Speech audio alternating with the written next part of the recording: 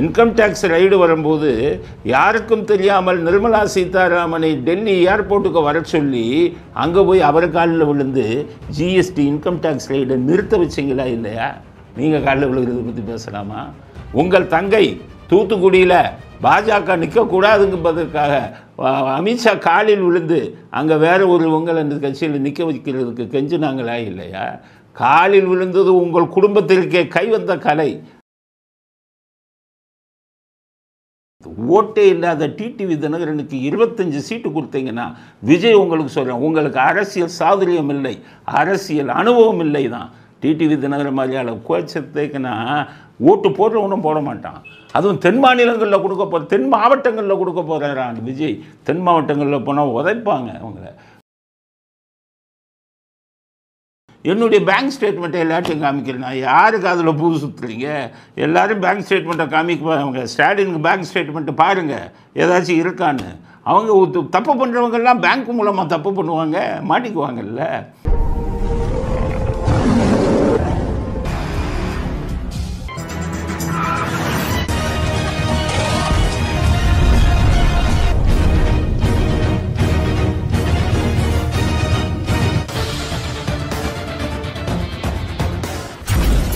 வணக்கம். இன்றைய அரசியல் ஆடுகளம் நமக்கு சொல்லும் செய்திகள் என்ன? ஒரு அரசியல் அரசல் இப்போது பார்க்கலாம். முதல் செய்தி, நேற்று கரூர் மாநாட்டில் நேற்றே சொன்னோம், பாதி தான் வந்திருக்கு, நடந்துக்கிட்டு இருக்குது, மழை வந்துருச்சு. ஸ்டாலின் பேசுகிறாரு, கொட்டும் மழையிலும் என் பேச்சை கேட்க கூடியிருக்கும் தொண்டர்கள் அப்படின்னு பேசுகிறாரு. திரும்பி பார்த்தா காலிச்சார். அவங்க கனிமொழியும் அப்படி தான். அவங்க நம்ம ராமசாமி விருது கொடுத்தவங்கள அதில் பணமுடிப்பு கொடுத்துருக்காங்க. எவ்வளவு? 3 லட்சம் பிச்சை காசு அவங்களுக்கு. பெங்களூர் இதில் சிங்கப்பூரில் கொள்ளையடித்த 2Gயில் கொள்ளையடித்த பணத்தை பூரா கோடிக்கணக்கில் பையன் அப்பா அவருடைய கணவர் பேரில் வந்து முதலீடு செய்யுது. மிகப்பெரிய வியாபாரம். அங்கே வரி கம்மி, அதனால் பெரிய பணக்காரங்கள் எல்லாம் சிங்கப்பூர் சிட்டிசன் ஆயிடுவாங்க வரி இதுக்கு. அது மாதிரி பையனையும் மகனையும் சிட்டிசன் ஆக்கி கோடிக்கணக்கில் கொள்ளையடிச்சு வச்சுருக்காங்க. ஸ்டாலின் அவருக்கு போய் 3 லட்சம் கொடுக்குறாரு. அப்படியே தூக்கி போட்டாங்க. என்னென்னா கட்சி வளர்ச்சி நிதிக்கே வச்சுக்க அப்படி. அவர் கொடுக்குற மாதிரி கொடுத்து வாங்குற மாதிரி அந்த 3 லட்சம் பணத்தையும் தங்கை செட்டிலிருந்து வெக்கம் இல்லாமல் வாங்கிக்கிட்டார். அதனால் அந்த அம்மா வந்து நேற்று பேசுனதை பார்த்தீங்க, பெரிய என்னமோ கொட்டும் மழையிலும் தொண்டர்கள் அப்படின்னு சொல்லி பேசுனாங்க. நம்மளெல்லாம் இழிச்சோம். இன்னும் நிறைய விஷயம் நடந்திருக்கு. நான் நேற்று கேட்டேன், 30 விழாங்கிறாங்களப்பா, எதை வச்சு 30 விழாங்கிறாங்க அப்படின்னு கேட்டேன். கடைசி பார்த்தா 3 பொம்பளைங்களை ஆட விட்டுருக்காங்க. அதுதான் 30 விழான்னு நினைக்கிறேன். அந்த வீடியோவை பாருங்கள்.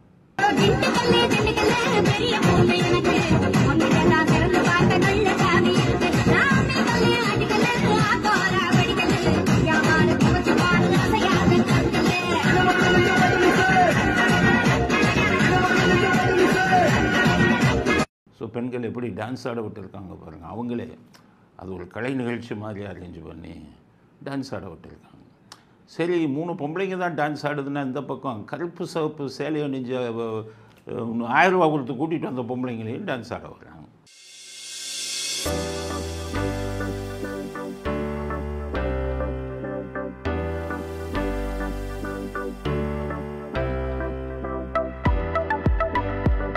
ஸோ கலை ஆர்வம், பாவம் நல்ல பெண்கள் இவங்க கூட்டிகிட்டு வந்து ஆடுங்கிறாங்களாம். அங்கே வீடியோ எடுத்துக்கிட்டு இருக்காங்க. பாவம் அந்த பெண்கள் பேர் தானே கேடும். அதனால் அவங்களையும் ஒரு பக்கம் ஆட விட்டுட்டாங்க. இது 2வது கண்கொள்ளாத காட்சி அங்கே மாநாட்டில் நடந்தது. 1000 ரூபா கொடுத்தாங்கன்னு நான் சொல்லிக்கிட்டே இருக்கேன்ல, சில பேர் நம்ப மாட்டேங்கிறாங்க. அப்புறம் லாரியில் கூட்டிகிட்டு வந்தாங்க அப்படின்னு சொல்லிக்கிட்டு இருக்கேன். அதையும் சில பேர் நம்ப மாட்டேங்கிறாங்க. ஆனால் இப்போ பாருங்கள் அந்த வீடியோவை. அந்த அம்மா எவ்வளோ கொடுத்தாங்கன்னு கேட்டால் 1000 ரூபாங்குது. எப்படி கூட்டிகிட்டு வந்தாங்கன்னா அது லாரியில் வந்தவங்குது. ஆக கூட்டம் பூரா இப்படி கூட்டம் தான் அப்படிங்கிறது அதுக்கு வந்து ஒரு அடையாளம் இந்த வீடியோ. எவ்வளோ கொடுத்தாங்க? 1000 ரூபா. பஸ்ஸில் பண்ணி கூப்பிட்டு வந்துருக்குறாங்க. நம்ம எவ்வளோ பைசா கொடுத்து போனாலும் இவங்களை பார்க்க முடியாது. கை கொடுப்பாரா உங்களுக்கு? கையெல்லாம் கொடுக்க மாட்டாரு, ஒன்றும் இல்லை. அடுத்து இன்னொன்று சொன்னேன், திமுககாரன்னா கான்ட்ராக்டுக்காரெல்லாம் பயப்படுறான். பிரியாணி கொடுக்கவே மாட்டேங்கிறான், எல்லாத்தையும் தூக்கிட்டு போயிடறாங்க திமுககாரன்னு, சேரை தூக்கிட்டு போகிறான்னு சேருக்காரன் கொடுக்க மாட்டேங்கிறான்லாம் சொன்னேன். அம்மா இதெல்லாம் வாழை மரத்தை திருடிட்டு போயிடறான், காய்கறியை திருடிட்டு போகிறான்னு சொன்னேன். இப்போ இந்த இதில் காய்கறி வைக்கலை, பிரியாணி வந்து அவங்க பொட்டலமாக கொடுக்கணும்னு நினச்சான், அது மழை பெஞ்சதில் எல்லாம் ஓடிப்போனால் எப்படி பிரியாணி சாப்பிட்டான் எல்லாம் தெரியல. ஆனால் எல்லா காய்கறியும் தொங்க விடலை, ஆனால் வாழை மரம் மட்டும் தொங்க விட்டு ஆகணுமா சாஸ்திரம். ஏன்னா இவங்க திராவிட மாடலில் பகுத்தறிவு பாசறிவுங்க. என்னன்னு கேட்டிங்கன்னா அது மூடப்பழக்கம்லாம் செய்யக்கூடாதான். அப்படி எதுக்கு வாழை மரம் வச்சாங்கன்னா ஒரு விழா நடந்தால் வாழை மரம் தோரணம் வைக்கணுமா வாசல்லேருந்து உள்ள. அதனால் இவங்க என்ன பண்ணாங்க, சரி காய்கறி வைக்காதீங்க திருடிட்டு போயிடறான், வாழை மரத்தை இந்த தடவை நல்லா டைட்டாக கட்டி இவன் எடுத்துகிட்டு போகாத மாதிரி வையணும் வரிசையாக வாழை மரத்தை கட்டி அது பண்ணி வச்சுட்டான். வெறும் வாழை மரத்தை வச்சா திருட மாட்டான், அதில் வாழைத்த இது இருக்குது காய், அதெல்லாம் வச்சான். அதனால் திமுககாரன் பார்த்தான்னா கெட்டியாக வைக்கல அப்படின்ட்டு ஒவ்வொன்றையும் அறுவாள்னால ஒவ்வொரு வாழையையும் வெட்டி வெட்டி எப்படி திருடி கொண்டு போகிறான்னு பாருங்க. கரூரில் திமுக முப்பெரும் விழா நிறைவு பெற்றதை அடுத்து அங்கிருந்த வாழைத்தார்களை தொண்டர்கள் நீயா நானா என போட்டி போட்டுக்கொண்டு எடுத்து சென்ற சம்பவம் நடந்துள்ளது. கொட்டிய மழைக்கு நடுவே பலரும் அலங்காரத்திற்கு வைத்த வாழைத்தார்களை ஒருவருக்கொருவர் ஆக்ரோஷமாக பறித்துச் சென்றனர்.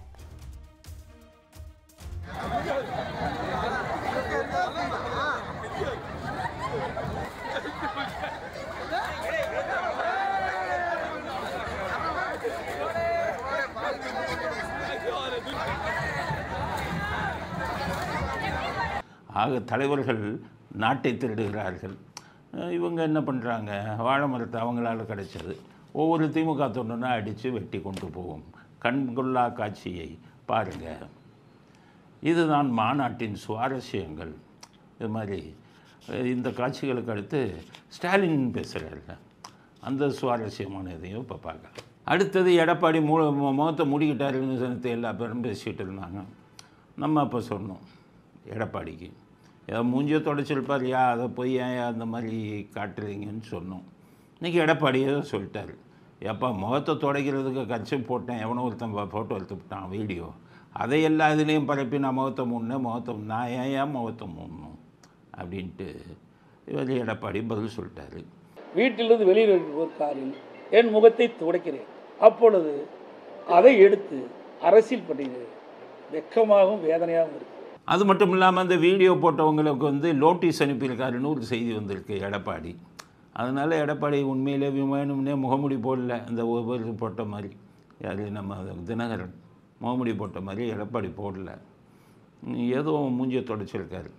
அப்போ லீகல் நோட்டீஸ் அனுப்பிட்டார். ஸ்டாலினுக்கு ஒரு லீகல் நோட்டீஸ் அனுப்பணும் எடப்பாடி. ஏன்னா ஸ்டாலின் என்ன பண்ணுறாராம், காலில் விழுந்த பிறகு முகத்தை மூட கர்ச்சிஃப் எதற்கு அப்படின்னு. காலிலே விழுந்த பிறகு முகத்தை மூட கர்ச்சிஃப் எதுக்குன்னு தான் எல்லோரும் கேட்குறாங்க. காலில் விழுந்தாங்களாம் யார், எடப்பாடி. ஐயோ அமித்ஷாவை போய் பார்த்துட்டு வந்தால் அது காலில் விழுகிறாங்க. ஒரு என்ன பார்த்தாரா உள்ளே போய் அமித்ஷா காலில் விழுக. அண்ணாயிசம் பேசியவர்கள் என்று அடிமையிசம் ஆகிவிட்டார்கள், எவனோ எழுதி கொடுத்துருக்கான். அதிமுக தொடங்கினப்போ தன்னுடைய கொள்கை அண்ணாயிசம்னு சொன்னாங்க. அதை இப்ப பழனிசாமி அவர்கள் அடிமையிசம்னு மாற்றி அமித்ஷாவே சரணம்னு மொத்தமாக சரண்டர் ஆகிட்டார். அண்ணாயிசம் பேசியவர்கள் அடிமையிசம், அது யார் சொல்கிறார், எம்ஜிஆர் சொல்கிறார். என்ன அண்ணாயிசம் எம்ஜிஆர்கிட்ட கட்சி ஆரம்பித்த பிறகு ஒரு கேள்வி கேட்டாங்க, உங்களுடைய கட்சியின் கொள்கை என்னென்னு. ஒரே இதில் பதில் சொன்னார், அண்ணாயிசம் அதுதான் என் கட்சியின் கொள்கையினர். இவர் எம்ஜிஆர் பாட்டெல்லாம் பாடி ஊரை ஏமாற்றிக்கிட்டு இருக்காரு, நான் எம்ஜிஆர் ரசிகன், எம்ஜிஆர் படத்தை முதல் நாள் பார்த்துருவேன் அப்படின்னு சொல்கிறாள். எம்ஜிஆர் சொன்ன அந்த அண்ணாயிசம்னு வார்த்தையை நீங்கள் கிண்டல் செய்யணும், அப்போ நீங்கள் எம்ஜிஆருக்கு எதிரி தானே, ஊரை ஏமாத்துறதுக்கு எம்ஜிஆர் பாட்டை பாடிக்கிட்டு இருக்கீங்க. அண்ணாயிசம் பேசியவர்கள் அடிமையிசம் பேசுகிறாங்களாம். எடப்பாடி வந்து பிஜேபி காலில் விழுந்துட்டாராம். உங்கள் கதை எமர்ஜென்சி கொண்டு வந்தோன்னா கருணாநிதி காலில் உங்கள் அப்பா போய் விழுகலையா? கருணாநிதி காலில் விழுந்த படங்கள்லாம் இன்டர்நெட்டில் வந்ததை ஸ்டாலின் பார்த்தீங்களா? 76லேயே காலில் இந்திரா காந்தி காலில் விழுந்து வருங்கால தமிழ்நாடு எப்படி காலில் விழுகணுங்கிறதுக்கு வழிகாட்டியவர் உங்கள் தந்தை. அது மட்டும் இல்லையே, 69ல் முரசொலி மாறன் வீடு அடமானம் வைக்கும்போது, அடமானம் வைக்கப்பட்ட போது ஏலத்துக்கு வந்த உடனே எம்ஜிஆர் காலில் போய் உங்கள் குடும்ப உறுப்பினர்கள் எல்லாம் காலில் விழவில்லையா, காப்பாற்றுங்க வீடு ஏலத்துக்கு வந்துருச்சுன்னு. அன்னைக்கு முரசொலிமாறன் வீட்டுக்கு வந்து ஏலத்திலிருந்து மீட்க உங்களுக்கு துப்பு இருந்ததா? உங்கள் தந்தைக்கு இருந்ததா? அன்னைக்கு போய் காலில் விழுந்து, எம்ஜிஆர் காலில் விழுந்து எங்கள் தங்கம்ங்கிற படத்தை வந்து அவரை நடிக்க வைத்து காசே கொடுக்காம அவர் வந்து ஃப்ரீயாக நடித்து கொடுத்த பணத்தில் வீட்டை வந்து ஏலத்திலிருந்து காப்பாற்றிய நீங்கள், அன்று எம்ஜிஆர் காலில் விழுந்து உதவி கேட்ட நீங்கள் வந்துக்கிட்டு பேசுகிறீங்களா? இதை பற்றி காலில் விழுகிறத பற்றி எடப்பாடி காலில் விழுந்துட்டார், அமித்ஷா காலில் விழுந்துட்டாருன்னு. அடுத்து முத்து ஸ்டாலின் நடித்தார்ல, முத்து அவர்கள் இறந்தோன்னு அவர் வீட்டில் கொண்டு போய் வச்சார்ல. அதே இப்போ இதில் வந்து கோபாலபுரத்துலேருந்து எத்தனை முறை முத்துவை அடித்து விரட்டுனீங்க? கதை சொல்லவா? கணக்கு நிறைய கதை இருக்குது முத்து கதை. ஊருக்கு உத்தமர்கள் மாதிரி அன்னைக்கு முத்துவை வீட்டில் வச்சிங்களே. அன்னைக்கு அவர் முத்து வாடகை வீட்டில் இருந்தார். நீங்களெல்லாம் 100 கோடி ரூபாய் இது வீட்டில் இருக்கும்போது நடிச்சிங்க. அதே முத்து நீங்கள்லாம் சின்ன பிள்ளையாக இருக்கும்போது ஸ்டாலின் 77 உங்களுக்கு எத்தனை வயசு கணக்கு போட்டுக்கோங்க. நீங்கள் பிறந்தது 53, எம்ஜிஆர் ஆட்சிக்கு வந்தது 77. ஆக அந்த டைமில் உங்களுக்கு வந்து கிட்டத்தட்ட 24 வயசு தான் ஆகுது. எம்ஜிஆர் ஆட்சிக்கு வரும்போது உங்களுக்கு ஒன்றுமே தெரியாது. நீங்கள் வேறு பக்கம் சுற்றிக்கிட்டு இருந்தீங்க. அந்த நியூ காலேஜ் பக்கமோ பிரசிடென்சி காலேஜ் பக்கமோ வேறு எங்கெங்கேயோ சுற்றிக்கிட்டு இருந்தீங்க. எம்ஜிஆர் ஆட்சிக்கு வந்தபோது தெரியாது. எம்ஜிஆர் ஆட்சிக்கு வந்தோடனே அப்போ நீங்கள் முத்து வந்து அடிக்க வந்தார் உங்கள் தந்தையை கெட்ட வார்த்தையில் பேசி, தெரியுமா உங்களுக்கு? அப்போ அந்த டைமில் உங்கள் அப்பா எம்ஜிஆருக்கு ஃபோன் பண்ணி என் பையன் என்ன திட்டுறான், என்னை காப்பாற்றுங்கன்னு கேட்டாரா இல்லையா? போலீஸை வச்சு என் பையங்களை அடிச்சிடாதங்கன்னு சொல்லி எம்ஜிஆர் காலில் விழுந்து கெஞ்சினாரா இல்லையா? அன்றைக்கி தானே அதுக்கப்புறம் எம்ஜிஆர் அவனை எம்பி அவருக்கு வந்து முத்துவை கூட்டிகிட்டு போய் மாதம் செலவுக்கு அவர் பணம் கொடுத்தாரா இல்லையா? காலில் விழும் கலாச்சாரம் உங்களுக்கு கைவந்த கலை. உங்களுக்கும் மற்றவர்களுக்கும் என்ன விஷயம்னா, மற்றவர்கள் தெரிந்து காலில் விழுவார்கள். நீங்கள் பூட்டின ரூமுக்குள்ளே வெளியில் தெரியாமல் வீடியோ எடுக்காமல் காலில் விழுவீங்க. ஏன் நீங்கள் காலில் விழுந்த கதை சொல்லவா? GST G2 income tax raid வரும்போது யாருக்கும் தெரியாமல் நிர்மலா சீதாராமனை டெல்லி ஏர்போர்ட்டுக்கு வர சொல்லி அங்கே போய் அவர் காலில் விழுந்து ஜிஎஸ்டி இன்கம் டேக்ஸ் ரைடை நிறுத்த வச்சிங்களா இல்லையா? நீங்கள் காலில் விழுகிறத பற்றி பேசலாமா? உங்கள் தங்கை தூத்துக்குடியில் பாஜக நிற்கக்கூடாதுங்கிறதுக்காக அமித்ஷா காலில் விழுந்து அங்கே வேறு உங்கள் அந்த கட்சியில் நிற்க வைக்கிறதுக்கு கெஞ்சினாங்களா இல்லையா? காலில் விழுந்தது உங்கள் குடும்பத்திற்கே கைவந்த கலை. அதை நீங்கள் மற்றவங்களை எடப்பாடி காலில் விழுந்தார், இதை எடப்பாடியாக காலில் விழுந்தாருன்னு வைங்க. அதை சொல்வதற்கு உங்களுக்கு தகுதி இல்லை. உங்கள் குடும்பமே பல விஷயங்களில் காரியத்தை சாதிப்பதற்காக ஒவ்வொருவர் காலில் விழுந்த கதை நாடறிந்த கதை என்பதை ஸ்டாலின் அவர்கள் நல்லா புரிஞ்சுக்கங்க. அப்படிங்கிறது தான் காலில் விழுந்ததை பற்றியும் எம்ஜிஆரின் அண்ணாயிசத்தை கிண்டல் அடித்ததை பற்றியும் ஸ்டாலினுக்கு நாங்கள் கொடுக்க விரும்பும் பதில் இதுதான். அடுத்தது அந்த கூட்டத்தில் தமிழ்நாட்டை தலைகுனிய விட மாட்டோம் எவன் சொல்லி கொடுத்தாந்து இல்லை. இந்த தமிழ்நாட்டை தலைகுனிய விட மாட்டோம்னு சொல்லிட்டு அந்த 400 கோடி கொடுத்து வச்சிருக்கிறோன்னு சொல்லிட்டான். எங்கே போனாலும் தமிழ்நாட்டை தலைகுனிய விட மாட்டோம், திருப்பி காரித்து போவாங்கிற கவலை கூட இல்லை அவருக்கு. ஏன்னா நீங்கள் பண்ண வேலைக்கு தமிழ்நாட்டை தலைகுனிய விட மாட்டோம்னு சொல்லலாமா? அந்த கூட்டத்தில் என்ன பண்ணுறாரு, தமிழ்நாட்டை தலைகுனிய விட மாட்டோம்னு சொல்லுங்கள். டெல்லி வரை கேட்கணுமா அவருக்கு உங்கள் தொண்டர்கள் கத்துறத? தமிழ்நாட்டை தலைகுனிய விடமாட்டேன். டெல்லிக்கு கேட்கிற மாதிரி எல்லாரும் சேர்ந்து சொல்லணும். தமிழ்நாட்டை தலைகுனிய விடமாட்டேன். தமிழ்நாட்டை தலைகுனிய விடமாட்டேன். தமிழ்நாட்டை தலைகுனிய விடமாட்டேன். அவன் கொடுத்து வாங்கின 1000 ரூபாய்க்கு ஏதோ இவர் சொல்கிறாருன்னு அவனை கத்துறான். இது ஜெயலலிதா அவர்கள் ஸ்டைல். ஜெயலலிதா அவர்கள் தான் கூட்டத்தை பார்த்து கேள்வி கேட்பாங்க. அதனால் ஸ்டாலின் வந்து ஜெயலலிதா அவர்கள் ஸ்டைலில் இவரும் ஸ்டைலில் கேட்டார். ஆனால் ஜெயலலிதா அவர்கள் சாதா கேள்வியை கேட்பாங்க. ஓட்டு போடுவீர்களா அப்படிம்பாங்க, ஓட்டு போடுவோம்பாங்க. அதெல்லாம் சாதாரண கேள்வி. டெல்லிக்கு காதில் விழுகிற மாதிரி கத்தணும்னு சொன்னீங்கன்னா இதுங்க டெல்லிக்கு இங்கேருந்து கரூர்லேருந்து கத்துனா டெல்லிக்கு கேட்டுருமா? அதனால் நீங்கள் காசு கொடுத்து கத்த வைக்கிறீங்கிறது அமித்ஷாவுக்கு தெரியாதா, மோடிக்கு தெரியாதா? அதனால் புரிஞ்சுக்கோங்க. கத்த விடுற தமிழ்நாட்டை வந்து தலைகுனிய விட மாட்டோம். இதில் டாஸ்மாகில் 49,000 கோடி கொள்ளையடிக்கிறீங்க, 40,000 கோடியிலேருந்து 49,000ன்னு சொல்லி அமித்ஷா இங்கே வந்து பேசிட்டு போனார். அதை இந்தியாவில் இருக்கிறவங்க பூரா கேட்டானே. அதை விட தமிழ்நாட்டுக்கு தலைகுனிவு என்ன இருக்குது? இன்னமும் தலைகுனியணுமா? உங்கள் மந்திரியாக இருந்த செந்தில் பாலாஜி இங்கே இருக்கிற இடி வந்து அரெஸ்ட் பண்ணி தூக்கிட்டு போய் 1.5 வருஷம் ஜெயிலில் வச்சுருந்தாங்களே, அன்றைக்கே உங்கள் மான மரியாதைலாம் போயிடுச்சு. நீங்கள் அதில் கமிஷன் வாங்கின கதையெல்லாம் எல்லாத்துக்கும் தெரிஞ்சிருச்சு. எதுக்கு கபில் சிபலையும் முகுல் ரோத்தையும் வக்கீலை 1 கோடி வக்கீலை வச்சு அமித்ஷா வரை காப்பாற்றினீங்க செந்தில் பாலாஜியை? நம்ம கதை வெளியில் வந்துடக்கூடாது, செந்தில் பாலாஜிட்ட நம்ம பங்கு கொடுத்த கதை வெளியில் வந்துடக்கூடாதுன்னு தானே துடியாக துடித்தீர்கள். அவர் எங்கே காட்டி கொடுத்து விடுவாரோன்னு தானே இலாக்கா இல்லாத அமைச்சரை உள்ளே ஜெயிலில் இருக்கும்போதே கொடுத்தீங்களே. அதெல்லாம் தலைகுனிவு இல்லையா? உங்கள் மந்திரிங்க பேரில் வரிசையாக வழக்கு பதிவு ஆகிட்டே இருக்க, அளவுக்கு அதிகமாக சொத்து செலுத்த வழக்குன்னு, அதிலெல்லாம் உங்களுக்கு தலைகுனிவு இல்லையா? இந்தியாவிலேயே வந்து அதிகம் கடன் வாங்கிய மாநிலம் 10 லட்சம் கோடியை 5 வருஷத்தில் வந்ததில் ஒவ்வொரு வருஷத்துக்கும் 1 லட்சம் கோடின்னு 5 லட்சம் கோடியை கடன் வாங்கிட்டு இந்தியாவிலேயே அதிக கடன் வாங்கிய மாநிலம் தமிழ்நாடுன்னு பேர் வாங்கினீங்களே, அதில் தலைகுனி இல்லையா? நீங்கள் இருந்த தமிழ்நாடு அதில் தலைகுனி இல்லையா?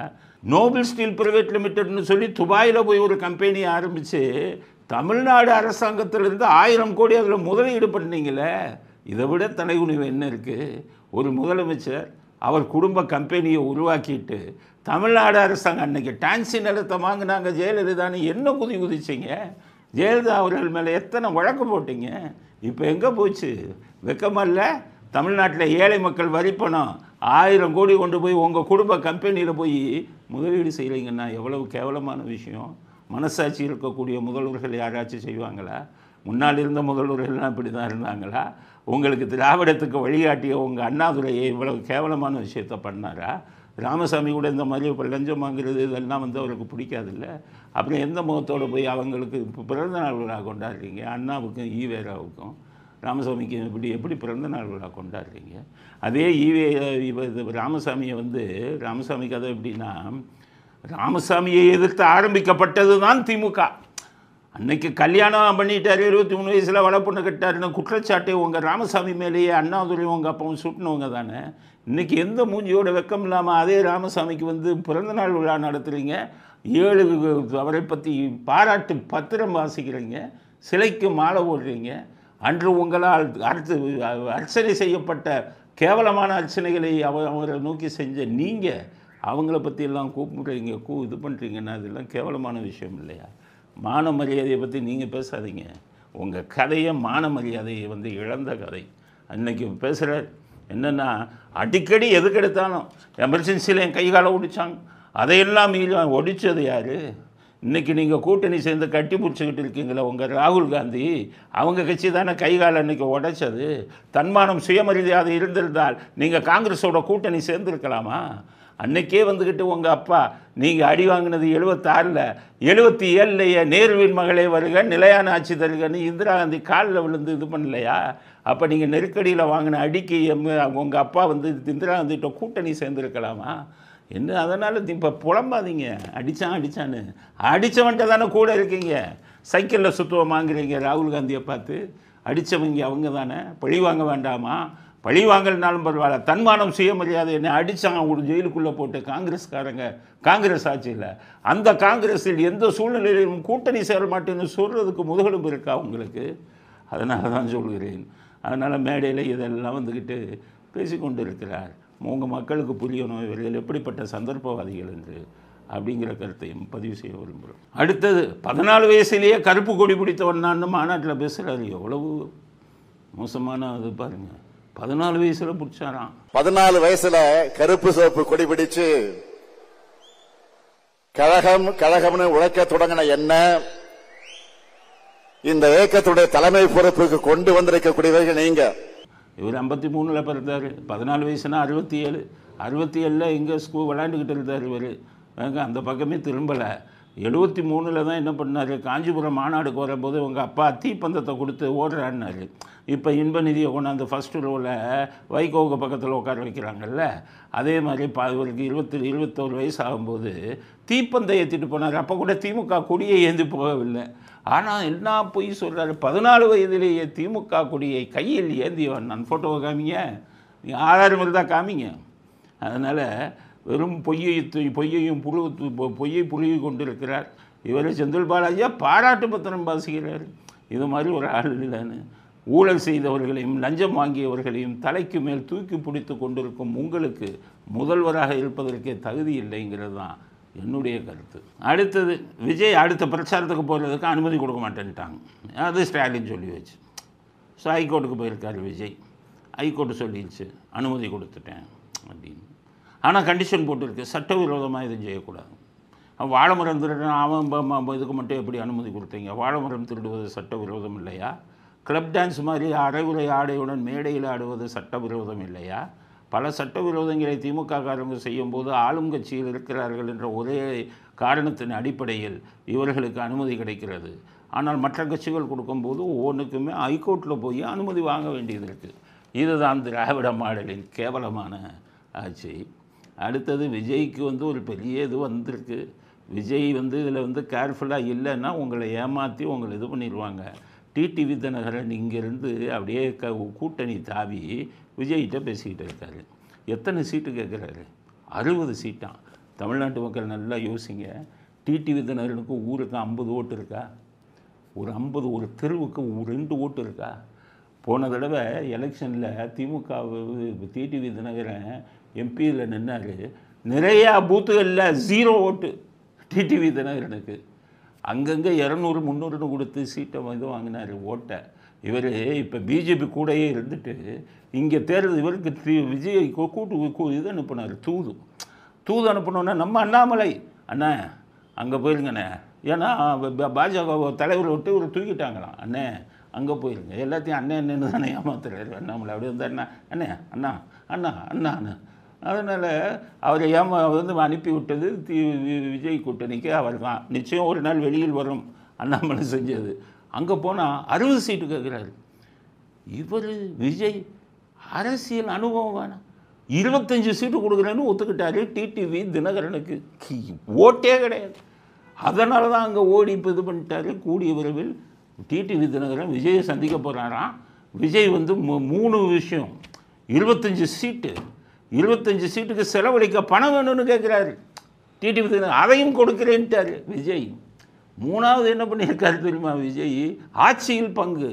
ஓட்டே இல்லாத டிடிவி தினகரனுக்கு 25 சீட்டு கொடுத்தீங்கன்னா விஜய் உங்களுக்கு சொல்கிறேன், உங்களுக்கு அரசியல் சாதுரியம் இல்லை, அரசியல் அனுபவம் இல்லை தான்.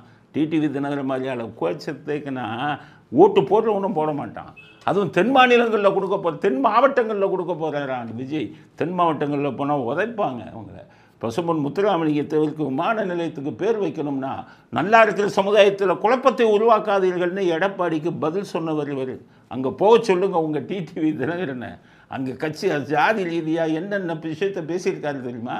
அவர் போய் தஞ்சாவூர் பக்கம் போக சொல்லுங்கள். தஞ்சாவூர்லேயே டெபாசிட்டு கிடைக்காது. அதனால் டிடிவி தினகரனை கூட சேர்த்தீங்கன்னா உங்களுடைய இது பாதிக்கப்படும். நீங்கள் முடிஞ்சால் தனியாக நில்லுங்க. இந்த மாதிரி ஆளுங்களெல்லாம் சேர்த்து கட்சியை குட்டிச்சவர் ஆக்கிறாதீங்க. மக்களிடம் உங்களுக்கு இருக்கும் ஆதரவை இழந்து விடாதீர்கள் அப்படிங்கிறத அவருக்கு அறிவுரை நம்ம கூறுறோம். அவருக்கு அவர் அறிவுரை கேட்குற நிலைமையில் இருப்பாரான்னு தெரியாது. ஆனால் அவர் மிகப்பெரிய தவறு செய்கிறார். செல்வாக்கு இல்லாத ஆளுங்கிட்ட உங்களோட கூட்டணி யாரும் வரலையா? தனியாக நில்லுங்க, மக்கள் ஓட்டு போட்டால் போடட்டும். இப்படிப்பட்ட ஆளுங்களை வச்சுக்கிட்டு இன்றைக்கி பாஜக அதிமுக அதில் இருந்துக்கிட்டு அண்ணாமலை பேச்சுக்கிட்டு உடனே உங்கள் பக்கம் சேர்றவர் நாளைக்கு 25 சீட்டு ஜெயிச்ச உடனே பேரம் பேசி வேறு பக்கம் போய் உங்களை கவுத்துவாரா இல்லையா? அதனால் இப்படிப்பட்ட ஆட்களை நம்பாதீர்கள் விஜய். இது எங்களுடைய கருத்து. முடிவு எடுக்கிறது உங்களுடையது. நீங்கள் முடிவு எப்படி எடுக்கிறீங்கிறத வச்சு உங்களுக்கு அரசியல் சாதுரியம் எந்த அளவுக்கு இருக்குங்கிறத நாங்கள் தெரிஞ்சுக்கலாம். அதனால் விஜய்க்கு நாங்கள் கூறும் அறிவுரை, 25 சீட்டில் நீங்கள் நிறுத்துங்க விஜய். 25 சீட்டை அவர் தோக்கலைன்னா எங்களை சொல்லுங்க, நிற்கட்டுமே. தென் மாவட்டத்தில் தென் மாவட்டங்களில் ஜாதிக்கு எதிராக எவ்வளவு விஷயத்தை பேசியிருக்காரு தெரியுமா அவர்?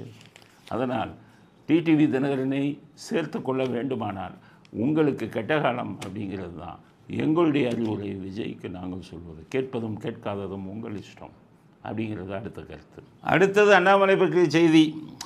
அண்ணாமலை சொல்கிறாரு, தமிழ்நாட்டில் ஒரு இளிச்சவாயன் இருக்கானா, அவர் பேர் அண்ணாமலையா? மேம், தமிழ்நாட்டில் ஒரு இளிச்சவாய் இருக்கா. அந்த இளிச்சவாயன் பேர் என்ன? அண்ணாமலை. ஏன் அண்ணாமலை இளிச்சவாய் அண்ணாமலைன்னா, எம்எல்ஏ கிடையாது, எம்பி கிடையாது, பஞ்சாயத்து தலைவர் கிடையாது, மக்களுடைய வரி பணத்தில் ₹1 எனக்கு சம்பளம் கிடையாது. ஆனால் வருஷம் நான் பேங்க் அக்கௌண்ட் ஸ்டேட்மெண்ட் ரிலீஸ் பண்ணுவேன். இங்க பாருங்க 10 வருஷம் பேங்க் அக்கௌண்ட்டை பாத்துக்கங்க, எல்லாத்தையும் பாத்துக்கங்க, ஸ்விக்கி ஜொமேட்டோ என்னென்ன வாங்கியிருக்கேன்னு பாருங்க. அது ஒரு பக்கம். தமிழ்நாட்டு மக்களை எல்லாம் இளிச்சவாயனாக்கினார் ஒருத்தர், இளிச்சவாயனாக ஆக்கி கொண்டிருக்கிறார் ஒருத்தர். அவர் பேர் தான் அண்ணாமலை.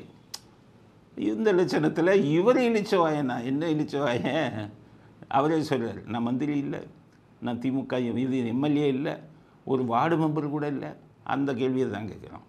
மந்திரி இல்லை, எம்எல்ஏ இல்லை, வார்டு மெம்பர் இல்லை, இவ்வளவும் இல்லாத நீங்கள் எப்படி கோடிக்கணக்கில் வந்து இதை வாங்கினீங்க வீடை?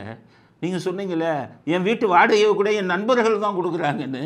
வீட்டு வாடகையை கூட செலுத்த முடியாமல் இருந்த அண்ணாமலை இன்றைக்கு கைட்லைன் வேல்யூலேயே 5 கோடி வரக்கூடிய வீட்டை எப்படி வாங்கினீங்க? கைட்லைன் வேல்யூவே 5 கோடினா அந்த ஒரிஜினல் விலை என்ன இருக்கும்? எவ்வளோ பணம் கொடுத்தீங்க? என்னுடைய பேங்க் ஸ்டேட்மெண்ட்டை எல்லாத்தையும் காமிக்கிறேன். நான் யாருக்கு அதில் பூ சுற்றுறீங்க? எல்லோரும் பேங்க் ஸ்டேட்மெண்ட்டை காமிக்க. ஸ்டாலினுக்கு பேங்க் ஸ்டேட்மெண்ட்டை பாருங்கள் ஏதாச்சும் இருக்கான்னு. அவங்க தப்பு பண்ணுறவங்கெல்லாம் பேங்க் மூலமாக தப்பு பண்ணுவாங்க, மாட்டிக்குவாங்கல்ல. அதனால் பேங்க் ஸ்டேட்மெண்ட்டை இப்படி ஒரு நடிப்பு.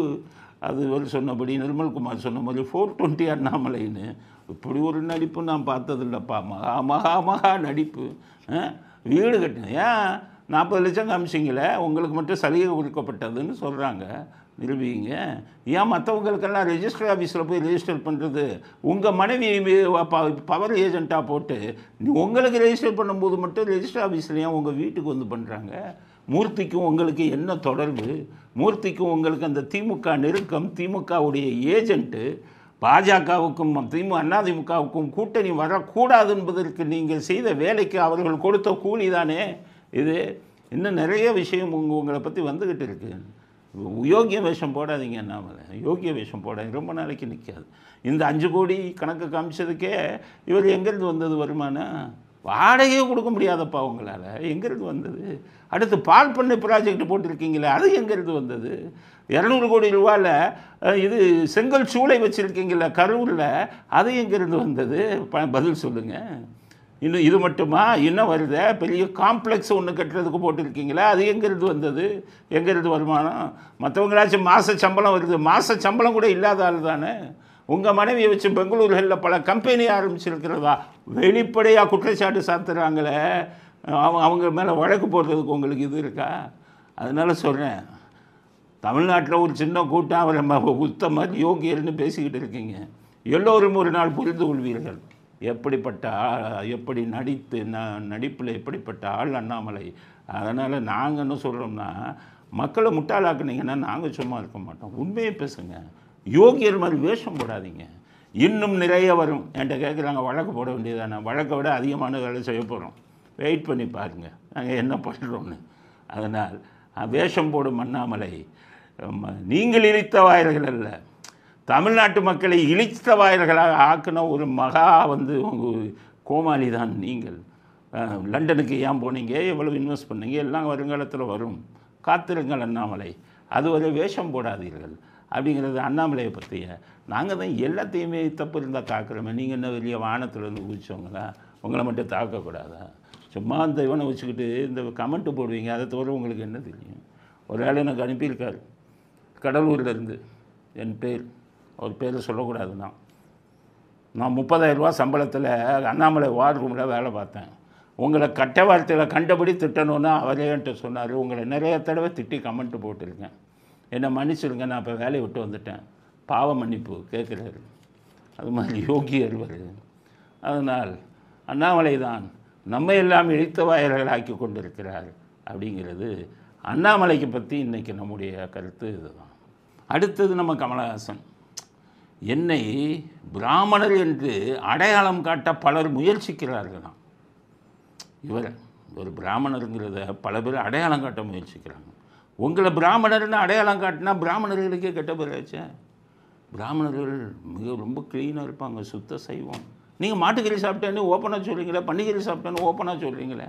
அப்போ உங்களை பிராமணர் என்று அடையாளம் காட்டினா யாருக்கு கேவலம்? பிராமணர்களுக்கு தானே கேவலம். அதுக்கடுத்தது பிராமணர்கள் ஒரு நாளைக்கு பல தடவை சாமியை கும்பிடுவாங்க, மந்திரம் ஊதுவாங்க, கோயில்களுக்கு போவாங்க, எல்லா சாஸ்திரங்களையும் செய்வாங்க அவங்க. நீங்கள் கடவுளை நம்ம முட்டாள்னு சொல்லி நம்ம ராமசாமி பாணியில் பேசுகிறீங்க, கடவுள் இல்லைன்னு எல்லாம் பேசுகிறீங்க. உங்களை பிராமணர்கள்னு சொன்னால் பிராமணர்களுக்கு இல்லை அசிங்கம், உங்களுக்கு ஒன்றும் அசிங்கம் இல்லையே. அது மாதிரி சந்தர்ப்பவாத அரசியல் பிராமணர் பண்ண மாட்டாங்களே, மனசாட்சிக்கு பயப்படுவாங்களே. சந்தர்ப்பவாத அரசியல் எப்படி அடிச்சங்க பல்ட்டி. திமுக அதிமுகவுக்கு எதிராக கழகங்களுக்கு எதிராகன்ட்டு கழகங்கள் காலில் போய் எப்படி விழுந்தீங்க? கழகங்கள் கூட்டணியில் வந்து கழகத்துக்கு ஆதரவாக இருப்பதற்கு எத்தனை கோடி வாங்கினீர்கள்? குற்றச்சாட்டும் உங்கள் கட்சிக்காரங்களை வச்சாங்க. நான் சொல்ல, நீங்கள் பல கோடி வாங்கிட்டு திமுகவுடன் இது போய் திமுகவுடன் ஆதரவு கொடுத்தீர்கள்ங்கிற குற்றச்சாட்டை உங்கள் கட்சிக்காரங்க வச்சாங்க. அப்போ நீங்கள் யோகியல் மாதிரி எப்படி பேசலாம்? இன்றைக்கி வந்துக்கிட்டே எனக்கு ராஜ்யசபா எம்பி ஒன்று தான் எனது லட்சியம், கழகங்களை எதிர்ப்பது அப்படிங்கிற லட்சியத்தை தூக்கி எறிந்து விட்டேன்னு சொல்லி ராஜ்யசபா எம்பி ஆக்கிட்டு திமுகவுக்கு பாராட்டு பத்திரம் வாசித்து கொண்டிருக்கிறீர்களே. உங்களை பிராமணர் என்று அடையாளப்படுத்தினால் பிராமணர்களுக்கு அசிங்கம் இல்லையா?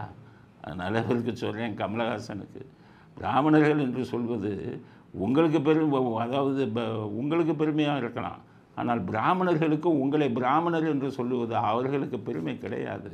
நல்ல கலைஞர் நீங்கள், நல்ல நடிகர், ஏற்றுக்கொள்கிறோம். அரசியலில் நீங்கள் ஒரு மிகப்பெரிய பூஜ்ஜியம் என்பதை நிரூபித்து விட்டீர்கள். கொள்கைகளை மாற்றிவிட்டீர்கள். திமுகவின் காலடியில் போய், ஸ்டாலினின் காலடியில் போய் விழுந்து விட்டீர்கள். அப்படிங்கிறது தான் அவர் கமலஹாசனுக்கு நாங்கள் கொடுக்கக்கூடிய பதில். இத்துடன் இன்றைய அரசியல் ஆடுகளம் நிறைவு பெறுகிறது. மீண்டும் நாளை புதிய செய்திகளுடன் உங்களை சந்திக்கிறோம். நன்றி, வணக்கம், ஜெயந்த்.